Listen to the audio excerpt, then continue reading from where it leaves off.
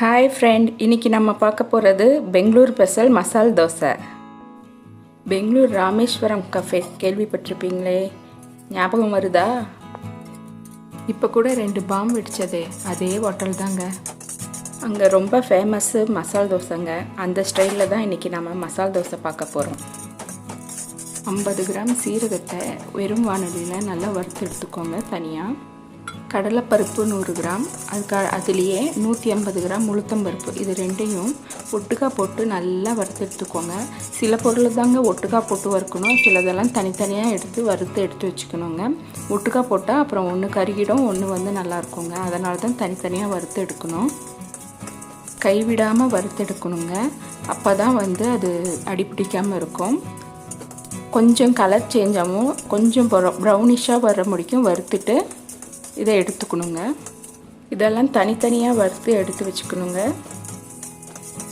அடுத்து வரமிளகா தனியாக வறுத்து எடுத்துக்கோங்க. அது கூட கொஞ்சோண்டு 1 ஸ்பூன் அளவு மிளகு போட்டிருக்கேன். இது ரெண்டையும் நல்லா வறுத்துக்கோங்க. வறுத்து இதையும் நல்லா எடுத்து கொட்டிட்டு அடுத்து 1 பிடி அளவு கருவேப்பிலையை சலசலன்னு சவுண்டு வர அளவுக்கு நல்லா வறுத்துக்கணுங்க. ஏன்னா இந்த பொடியை நம்ம ஸ்டோர் பண்ணி ரொம்ப நாளும் வச்சிட்ருக்கலாங்க.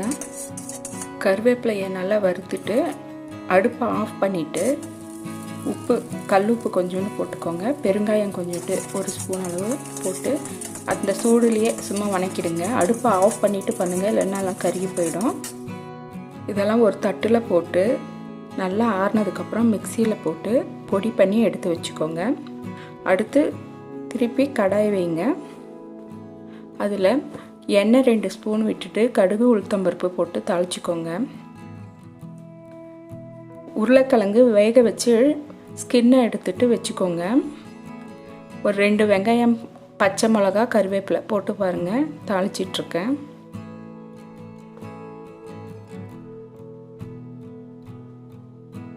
இது வேறு ஒன்றும் இல்லைங்க, நான் மசால் தான் ப்ரிப்பேர் பண்ணிகிட்ருக்கேன் மசால் தோசைக்கு. பாருங்கள், உருளைக்கிழங்க நல்லா கொஞ்சம் மசிச்சு 1-2 மசிச்சு அதில் போட்டுக்கோங்க. பச்சை மிளகா கட் பண்ணி போட்டுக்கோங்க. அடுத்து மஞ்சள் 1 ஸ்பூனு, அப்புறம் கொஞ்சோண்டு 1 பிஞ்சு மிளகாய் தூள் போட்டுக்கோங்க. அப்புறம் கரம் மசாலா 1 ஸ்பூன் போட்டுக்கோங்க. போட்டுட்டு நல்லா வணக்கிக்கோங்க. நல்லா வணக்கி எடுத்துட்டால் மசால் ரெடி ஆகிடுச்சு மசால் தோசைக்கு. என்னடா ஃபஸ்ட்டு பொடியெல்லாம் செஞ்சோமே, அது என்ன பண்ண போகிறோம் அப்படின்னு நீங்கள் பார்க்குறீங்களா? அது ஒன்றும் இல்லைங்க, நம்ம பண்ணது இட்லி பொடி தான். அதை பாருங்கள், வீடியோ முழுசாக பாருங்கள், அதை எப்படி நான் யூஸ் பண்ணுறேன்னு காமிக்கிறேன். பெங்களூர் ஸ்டைல் மசால் தோசைன்னாவே அது தாங்க முக்கியம். தாளிப்பு கடாய் எடுத்துக்கோங்க. அதில் பாருங்கள் ஒரு 2 ஸ்பூன் இருக்கும், அந்த அளவுக்கு வெண்ணெய் எடுத்திருக்கேன். அதை நல்லா உருக்கிக்கணுங்க. தேவைப்பட்டால் நான் ஒரு 3 தோசை ஆகிற அளவுக்கு வெண்ணெய் எடுத்திருக்கேன், அவ்வளோதான். இல்லை நீங்கள் ஜாஸ்தி தோசைன்னா நிறையா வெண்ணெய் விடணுங்க. நல்லா அதை உருக்கி எடுத்துக்கோங்க. வீட்டில் இல்லை நெய் இருந்துச்சுன்னா நெய்யும் யூஸ் பண்ணிக்கலாம். ஒரு சின்ன கிண்ணத்தில் அந்த நெய்யை எடுத்து ஊற்றிட்டு அதில் மிளகாய்த்தூள் போட்டுக்கோங்க. மிளகாய்த்தூள் நான் ரொம்ப கம்மியாக யூஸ் பண்ணியிருக்கேன். நாங்கள் காரம் கம்மியாக யூஸ் பண்ணுவோம் அப்படின்னு. நீங்கள் அதிகமாக யூஸ் பண்ணிக்கலாம். மெயினாக இங்கே கர்நாடகாவில் மிளகாய்த்தூள் அதிகமாக யூஸ் பண்ணுவாங்கங்க. நாம் செஞ்சு வச்சோம் இல்லையா தோசை பொடி, அதை கொஞ்சோண்டு 2 ஸ்பூன் எடுத்து போட்டுக்கணுங்க. கர்நாடகானாவே வெண்ணெய் தாங்க, இங்கே அதிகமாக வெண்ணெய் தான் யூஸ் பண்ணுவாங்க.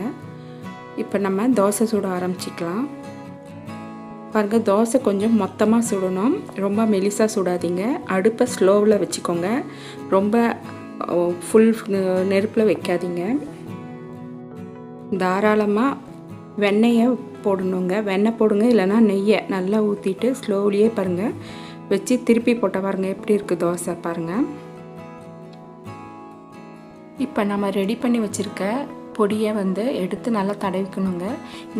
இங்கெல்லாம் யூஸ் பண்ணுவாங்க, ஹோட்டலில் பொடி நிறையா யூஸ் பண்ணுவாங்க. நான் வீட்டில் செய்கிறதுனால கம்மியாக தாங்க யூஸ் பண்ணியிருக்கேன். அதே மாதிரி நெய்யும் அப்படி யூஸ் பண்ணுவாங்க, அப்படியே கை வச்சு எடுத்து அவ்வளோ நெய் யூஸ் பண்ணுவாங்க. நான் அவ்வளோ யூஸ் பண்ணலை, வீட்டில் செய்கிறதுனால ஹெல்த்துக்கொசரம் நான் கம்மியாக தாங்க யூஸ் பண்ணியிருக்கேன். தேவையான அளவு இந்த மசால் ரெடி பண்ணியிருக்கோம் இல்லைங்களா, அதை வந்து உள்ளார வச்சு அந்த தோசையை மடித்தா மசால் தோசை ரெடி ஆயிடுச்சு. அதுக்கு சைட் டிஷ்ஷாக பருப்பு சாம்பாரும் கெட்டி சட்னியும் செஞ்சுருக்கேங்க. ராமேஸ்வரம் கஃபே ஸ்டைலில் பாருங்கள், மசால் தோசை ரெடி ஆயிடுச்சு. எவ்வளோ மட்டும் செஞ்சு சாப்பிட்லாங்க, வீட்லேயே ஹெல்த்தியாக செஞ்சு சாப்பிட்லாம். உங்களுக்கு இந்த தோசை பிடிச்சதுன்னா லைக் பண்ணுங்கள், மறக்காமல் கமெண்ட் பண்ணுங்கள், சப்ஸ்கிரைப் பண்ணுங்கள். Thank you friends.